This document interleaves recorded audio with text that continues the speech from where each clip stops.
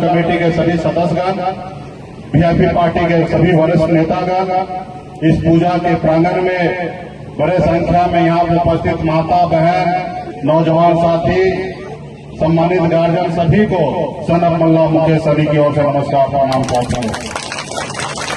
साथियों, पहले तो मैं माँ काली से प्रार्थना करूंगा कि आप सबको ऊपर आशीर्वाद बनाए रखें और आज काली पूजा के अवसर पर आप सभी के बीच में हम लोग उपस्थित हुए हैं। साथियों, ये कोई पॉलिटिकल राजनीतिक मंच नहीं है, ये सामाजिक मंच है। तो इसलिए मैं चाहूंगा कि मैं समाज में किस तरीके से उत्थान हो वो बात को रखें और ठहरे हम नेता। तो साथियों, आप सब हमें जानते होंगे, सनत मल्ला के नाम से जाना जाता हूं। मैं गरीब मछुआरा परिवार में जन्म लिया और आप समझ सकते हैं कि मछुआरा परिवार किस तरीके से होता है। हर तरह का अभाव में जिंदगी में बचपन जिया। मात्र 18 साल की उम्र में घर परिवार, रिश्तेदार, माता बहन सभी को छोड़कर मुंबई जैसे शहर चला गया। वहां मेहनत किया, मजदूरी किया।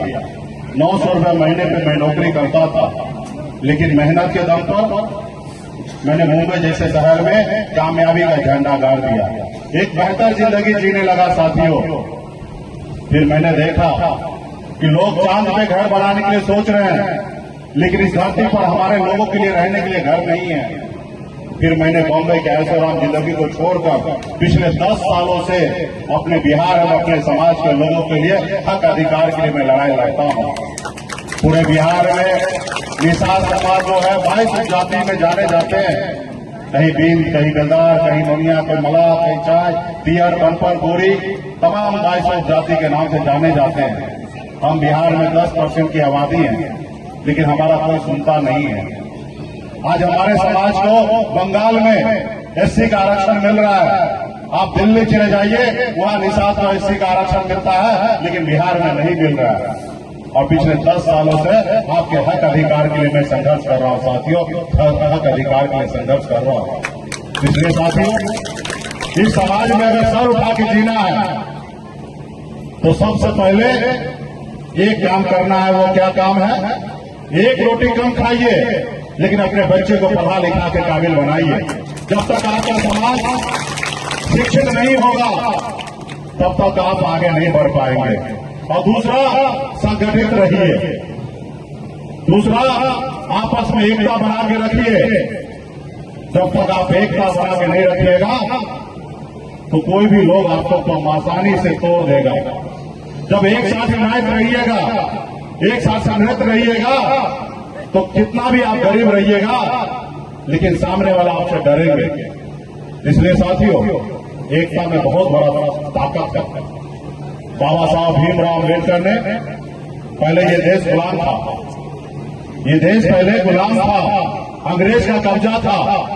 आपके पूर्वज, हमारे पूर्वज ने 250 साल तक लड़ाई लड़ा, तब जाके ये देश आजाद हुआ। ये देश में जितना आपका अधिकार है, उतना ही रतन टाटा या अंबानी का उतना ही अधिकार है। ये नहीं कि जो अमीर है उसका ज्यादा अधिकार है और जो गरीब है उसका अधिकार नहीं है, ऐसी बात नहीं है। ये देश में जितना अमीर लोगों का अधिकार है, उतना ही गरीब के बच्चे का भी उतना ही अधिकार है सर उठा के जीने का। इसलिए बाबा साहब भीमराव अम्बेडकर ने आजादी के बाद लोकतंत्र बनाए, संविधान बनाए। पहले राजा के घर में बच्चा जन्म लेता था, वो राजा बनता था, लेकिन बाबा साहब भीमराव अम्बेडकर ने कहा कि नहीं, अब राजा का बेटा राजा नहीं बनेगा।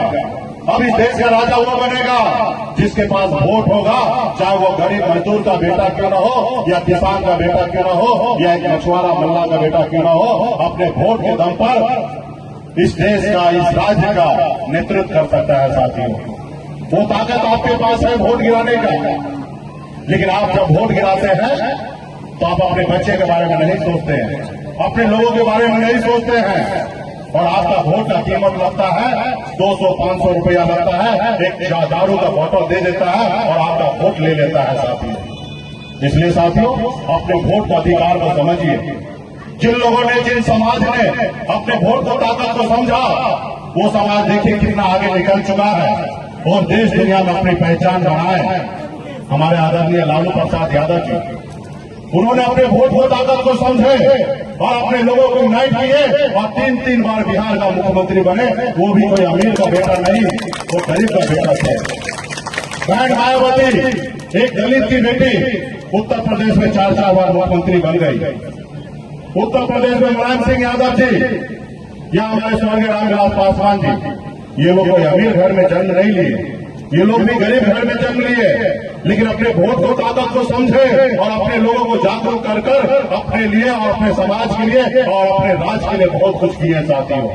इसलिए साथियों, अपने वोट को ताकत को समझिए, चुनाव में अपने वोट को सही लोगों को दीजिए, उसको दीजिए जिससे आपका भला होगा साथियों, आपका भला होगा। आज से 10 साल पहले ये निषाद समाज को कोई जानता नहीं था, पूछता नहीं था, कोई पहचानता नहीं था, लेकिन आज आप और हम मिलकर बिहार में मजबूती से अपने लोगों के लिए जब काम करने लगे, आज बिहार ही नहीं पूरा देश के लोग जानने लगे और पहचानने लगे और घबराने लगे साथियों, घबराने लगे। आज मुकेश सहनी को तोड़ने के लिए बहुत तरह के षड्यंत्र चल रहे हैं। हमारे लोगों को भारत सरकार में मंत्री बनाया जा रहा है। तब जो आपके साथ मंच पे खड़ा होता था, पीछे की लाइन में खड़ा होता था, आज उसको भारत सरकार में मंत्री बनाया जा रहा है। क्यों? क्योंकि आप जागरूक हो रहे हैं, इसलिए बनाया जा रहा है साथियों।